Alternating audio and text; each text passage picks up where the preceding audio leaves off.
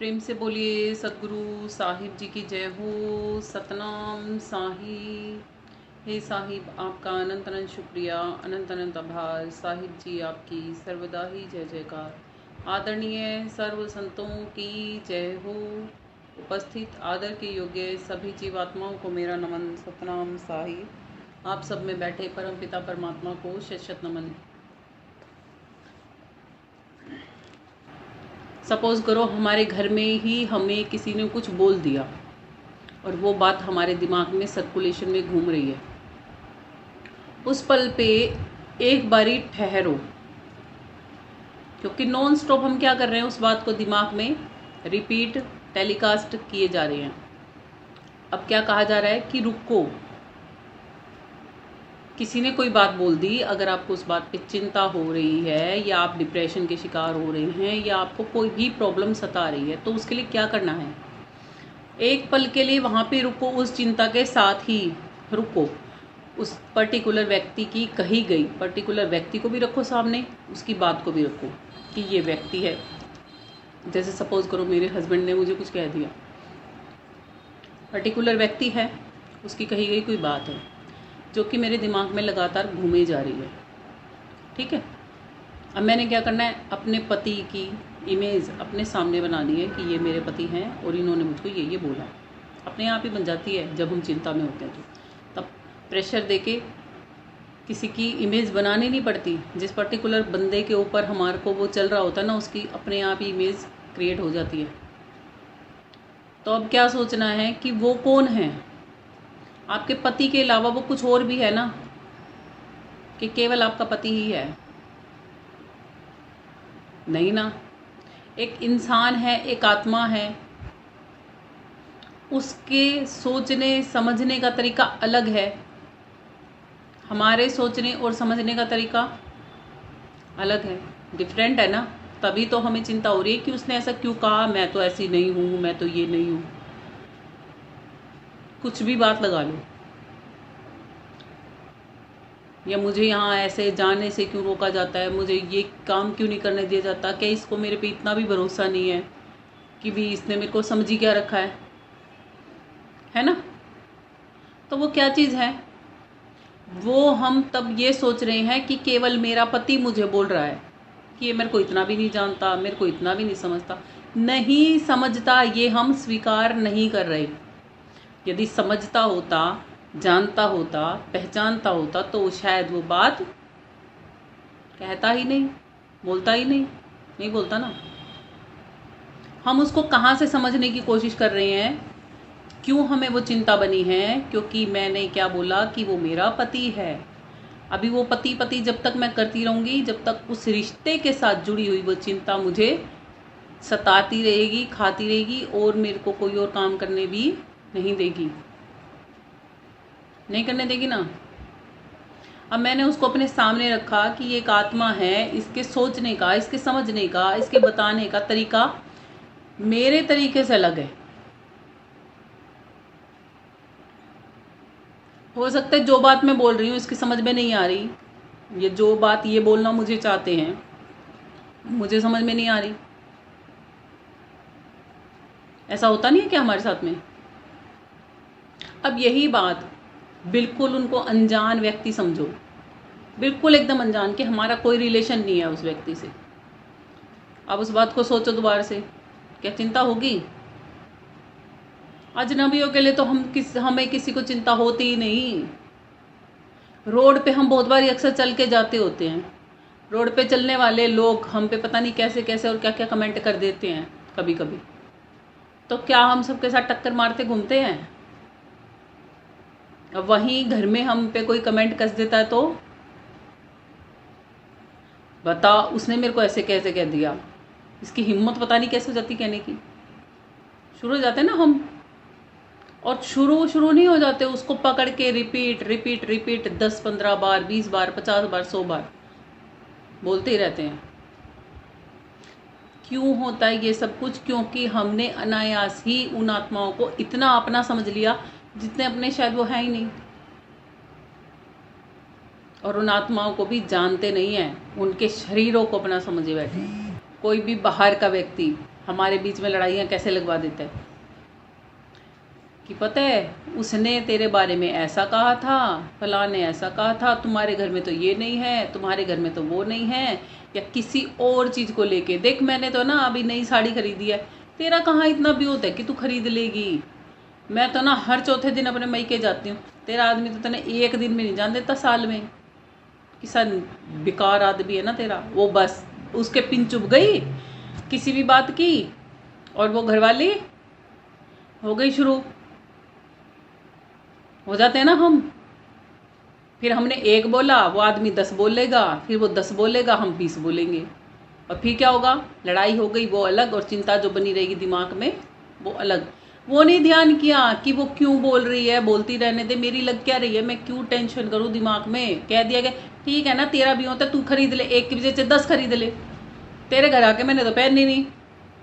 कि तेरा किस आदमी, तुम तो इतने करोड़पति हो, एक ही खरीदी है, 10 खरीद के लानी थी।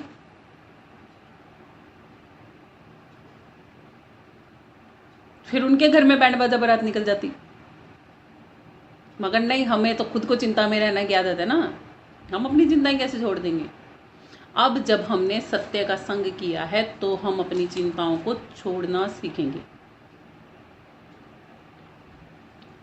चिंताएं वो होती हैं जो हम मन के कही गई बात को पूरा ना होने पर उठा लेते हैं, उनको चिंताएं कहते हैं।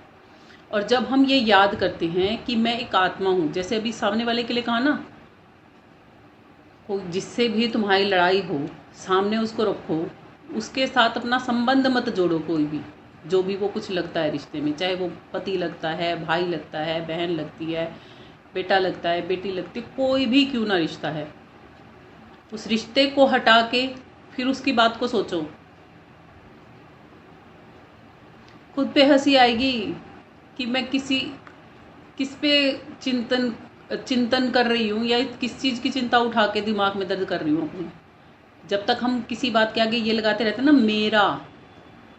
मेरा फलां, मुझको उसने बोला, तब तक हम दिक्कत में रहते हैं। जब सामने वाले को ये समझ लेते हैं वो एक आत्मा, उसके अपने कर्म, वो अपने कर्म खुद भुगत रहा है या भुगत रही है, मेरा उसके कर्मों से कोई सरोकार ही नहीं है। मैं कर रही हूँ जो भी कर्म, चाहे मैं अच्छे कर रही हूँ चाहे मैं बुरे कर रही हूँ, वो मेरे साथ, और सामने वाली आत्मा के कर्म उसके साथ। वो मेरे साथ अभी चाहे अच्छा कर रही है चाहे बुरा कर रही है, चाहे वो कर रहा है में है चाहे वो कर रही है में है, ठीक है ना। दोनों ही अवस्थाओं में क्या है, वो अलग से, हमसे अलग समझो उन आत्माओं को उस समय पे। फिर क्या करो, अपने लिए परमात्मा से शुक्राना करो कि हे मालिक, आपने मुझे चिंताओं से मुक्त जीवन दिया है, उसके लिए शुक्रिया। और सामने वाली आत्मा के लिए आशीर्वाद कि मालिक, मैं दुआ करती हूँ कि ये सामने वाली आत्मा भी अब के बाद से चिंताएं करना छोड़ दे। थोड़े टाइम करके देखो ये, यदि सत्य का संग करते हो ना, सत्य का संग कर केवल सत्संग सुनने से नहीं होगा। सत्य का संग कब होता है, जब आपको कोई बात बताई गई है, जैसे अभी ये बात बताई है ना, कैसे इसको अप्लाई करना है। जब इसको अप्लाई करोगे अमल करके, 1 महीना 2 महीने करके देखो, फिर खुद ब खुद पता लगेगा कि हाँ वाकई में ही परिवर्तन होने लगता है। वो परिवर्तन है ना, क्योंकि इतना धीरे धीरे होता है ना कि हम उसको करना ही छोड़ देते हैं। मगर ये हमारे अंदर से कहीं आवाज़ भी आती है कि हाँ परिवर्तन हो रहा है। ऐसा नहीं होता कि परिवर्तन नहीं होता। और जब थोड़ा सा ढंगसर का परिवर्तन शुरू हो जाता है ना, फिर हम बिल्कुल ही छोड़ देते हैं उसको करना। जैसे डॉक्टर ने दवाई दी, सपोज करो हमें कैंसर है और डॉक्टर ने दवाई दे दी, दवाई खाई, कैंसर के कीटाणु कुछ हद तक ख़त्म होने लगे हैं, हमारे शरीर में थोड़ी थोड़ी सी जान आने लगी है। फिर हमने क्या किया, उस डोज को बंद कर दिया लेना। फिर क्या होगा, वो धीरे धीरे नहीं बढ़ेगा, वो फैल जाएगा।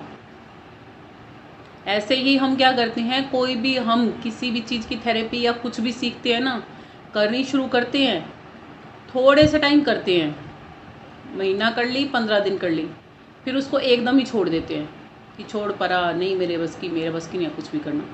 और फिर क्या होता है, फिर वो और भी ज़्यादा इफेक्ट होता है नेगेटिव, कि वो बिल्कुल ही करी नहीं जाती बहुत दिनों तक। जो हमारे पास थोड़ी बहुत पॉजिटिविटी आई होती है वो भी गर्क हो जाती है। फिर हम कहते हैं क्या फ़ायदा है करने का, कुछ फ़ायदा तो हुआ ही नहीं। वो क्यों भूल गए कि जब करी थी जब फ़ायदा हुआ भी था। फिर रिपीट डॉक्टर के पास जाते हैं, डॉक्टर के पास जाके बोलते हैं जी मेरी तो बीमारी, आपने दवाइयाँ दी थी जब तक खाई थी जब तक तो आराम था, अब आराम नहीं है। डॉक्टर ने बोला तहाँ उम्र खानी है। तहाँ उम्र कौन खाएगा जी, ऐसा कोई इलाज बताओ कि 10-15 दिन 20 दिन खानी हो तो बस हम ठीक हो जाएं। भाई ला इलाज बीमारी लगा रखी है तो ला इलाज चलेगा ना, जैसी बीमारी वैसा उसका इलाज होगा ना। टेंशन की बीमारी आपने क्या कर रखी है, परमानेंट लगा रखी है। एक दिन सिंगल बता दो बिना टेंशन के गुजारते हो तो पूरे दिन में चाहे ना इतनी सी देर टेंशन करो, 2 मिनट 5 मिनट टेंशन करो, टेंशन पक्का करते हो और सब करते हो। कोई ऐसे इस चीज़ की टेंशन करता है, आज तो मेरे से भगती नहीं हुई, फिर टेंशन। आज तो मेरे को भगवान जी नहीं दिखे, टेंशन। आज तो मेरी बहू ने रोटी नहीं बनाई, टेंशन। आज तो मेरे पति ने मुझे डांट दिया, टेंशन। आज तो मेरे बच्चे मेरे से ऐसे बोले, टेंशन। आज तो मेरी सासू माँ ने खाना नहीं खाया, मुंह चढ़ा रखा है पता नहीं किस बात पे, टेंशन है ना। आज तो मेरा पति बोलने से नहीं हट रहा, चपड़ चपड़ चपड़ चपड़, सुबह शुरू हुआ था सांझ हो गई, टेंशन। कितनी प्रकार की टेंशन है हमारे जीवन में। आज मेरे से पढ़ाई ढंग से नहीं हुई तो टेंशन। आज पता नहीं पेट में दर्द सा हो रहा है, मैंने तो कुछ खाया भी नहीं तब भी टेंशन। बात पे टेंशन, बिना बात पे टेंशन, है क्या नहीं हमारा हाल ऐसे ही। मेरी बगल वाली सहेली ने बोल दिया आज तो उसने ज़्यादा पढ़ाई कर ली और मैं तो पीछे रह गई, टेंशन। अरे उसने कर ली तू भी कर ले, ख़त्म हो जाएगी।